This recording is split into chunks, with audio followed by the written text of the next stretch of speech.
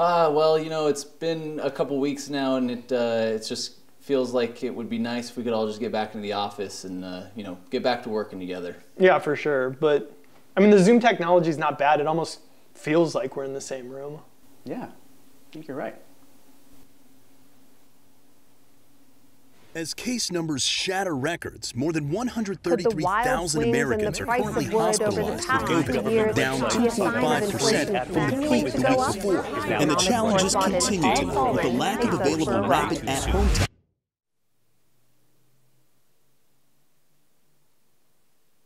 Yeah, so I guess just to set the stage, basically, we had our small family Christmas party the day after Christmas, so the 26th. And then that was a Sunday. Then Monday morning, I get here, my brother calls me and says, hey, I tested positive for COVID. But yeah, the three of us were all here. None of us, I would say, was super concerned personally for our own health. We're all vaccinated, we're all in relatively good shape, all that stuff. I was mostly concerned because we have a 3-year-old who's not vaccinated, and then Sean has a 3-month-old. I'm in very good shape, first of all. For a 35-year-old, you're kind of bad. Wait, are you 36? No, I'm gonna be 37. Yeah, I was gonna say, I think you're 36.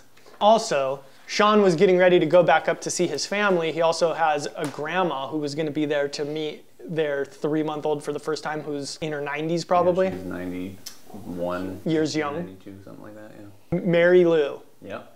That was the 27th. You guys both left. I worked here on my own that whole week. Following week, Sean's back, our 3-year-old, Otto, ends up getting sick. He's okay, he's fine. He had a high temperature. It's over 104. Over 104. GGML also got it. Not from Sean. No, yeah, this was separately. These were separate gettings. Yeah. Over the whole span of the last 3 weeks, everybody in the family got it. Then the next week, because we still wanted to stay away from each other to make sure that Benjiro didn't get it from me potentially, because we still didn't know if I was in the clear. Then you guys worked here, I worked here overnight, and then last week I was here again. So basically for the last 3 weeks, we've completed 3 projects, but worked alone. We're surprisingly productive when not all of us are here, being here. Yesterday, as soon as I was here, and then as soon as you got here, we spent like 2.5 hours just talking. Yeah, when you're here by yourself, it's like, well, I can either work or sit here. Yeah.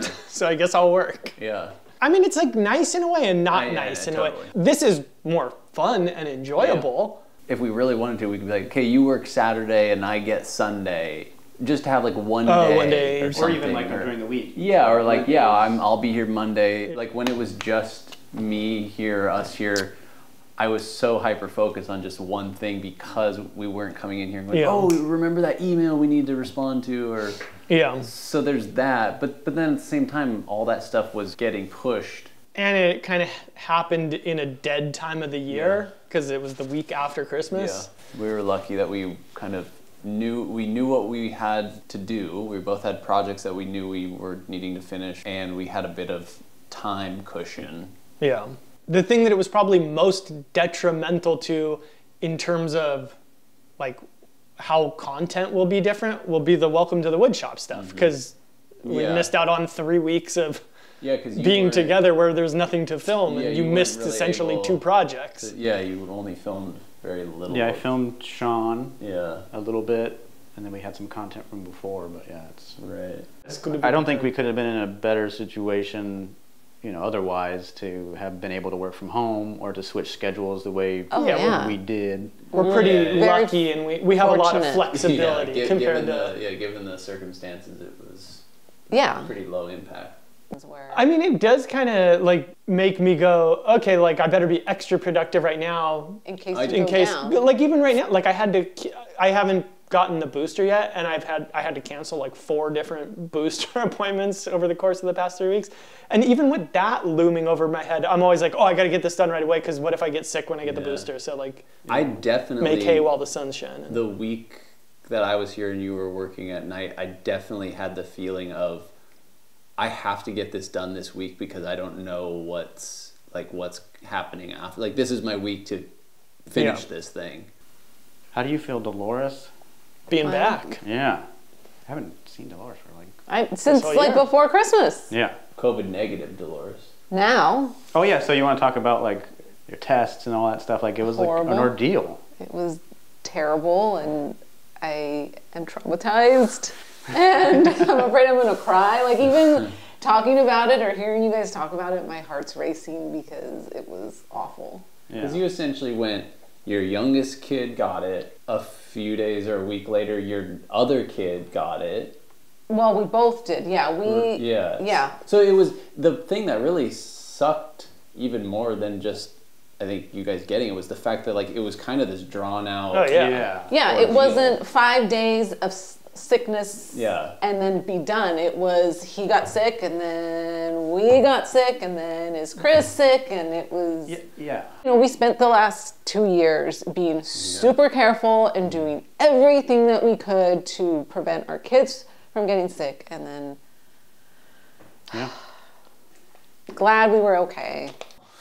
Yeah. Yeah, you guys found a good window for Benjiro to be born. No kidding. He was born right in that it was like post-Delta, pre-Omicron. We were feeling peachy at that point. It's all over. I was whipping my mask off. I mean, it felt like it. Getting told to put it back on, which I don't do. But yeah, you started off not being able to go to appointments. So like, I can go now. Yeah, we went through the whole cycle. Yeah, it started off early last year, which was coming off the winter surge, and everyone was super careful, and I couldn't go to appointments and all that stuff. And then we went through the summer, which was super chill, and everything was fine. Then we had a little Delta, and now he's here.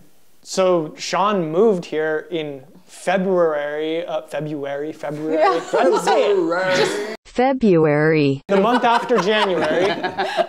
And we were supposed to do our workshops.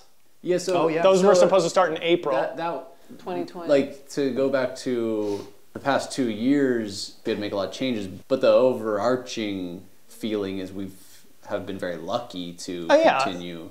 Yeah, I almost feel like, in a weird way, it pushed us into a business decision that was probably better. Yeah, I think so. Because when we joined forces or whatever, the two big things that we wanted to do, in addition to just making videos like we already were doing, were the workshops and the plans. Mm-hmm. And we decided to start doing workshops immediately because that was the thing that, like, it's a more linear payoff, but it's immediate. Yeah. You know, you say we're going to do workshops, hopefully you can fill up the classes, and then it becomes a business. Yeah. Whereas plans, a lot of investment up front, but then you have something that lasts forever, lasts a long time or whatever. So if you think of those two things, it makes more sense to invest in the plans early, then you have those as an asset, and then do the workshops. Yeah. But I think because we were like, well, we need to start making money, we probably decided to do the workshops. Well, so it afforded us the time to do the plans. Yeah. And there were other variables at the time. We got the entire shop, which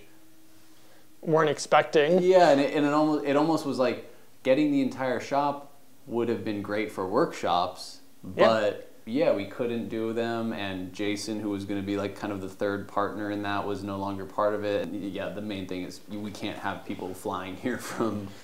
Yeah, especially when you're planning it out 6 months in advance. Right. At this point, who knows? I mean, I would love to say in 6 months, you'll be able to do workshops, no problem. I mean, we thought we were going to be starting them February now 2020. And look at how things are going. So, how do we think COVID's going to affect us going forward? Yeah, hey, that was what I was going to say, Sean. No guess. Take this guy's job I know. pretty soon. Give me that camera. I feel like, if I had to guess, I feel like we're in for more of the same for the next foreseeable future. Yeah. Well, I mean, it's funny that it happened at the time that it did, because the last 2 videos have been doing well on the 4 Eyes channel. Mm-hmm. And then it was like, oh, this is cool, keep it up. And then, and then this thing hit. And we get shut down. Yeah, and then, just continue on with that same. But now we're back. Look at us. Did you guys ever Zoom in real life? No. No, me and Sean did. You did? We did. Yeah, we had to, last week, to figure out the tips thing. Yeah, we didn't do much work-related meetings. No. It was more like planning, logistically, okay, I'm gonna come in nights. I'm gonna, or whatever. Yeah. But it's not like we were having parties, board meeting. No. Yeah, I talked to Chris a couple times. I would work from home, and I'd done this before, even before we shut down. But I would send thumbnails or whatever to you guys over. Yeah, there was a lot of that. Nobody talked to me. I talked to you. Not really. I tried to stay away from it. Yeah, we were like, go away. Yeah. I had to sleep on my back on the couch, and I'm a stomach sleeper. It was terrible. This is where Kimiko's making me sleep. I'm quarantining in the Quarantine hotel? That's pretty nice. I'm glamping. I like it. Did you build it? I did, yeah, actually. Wow. Impressive.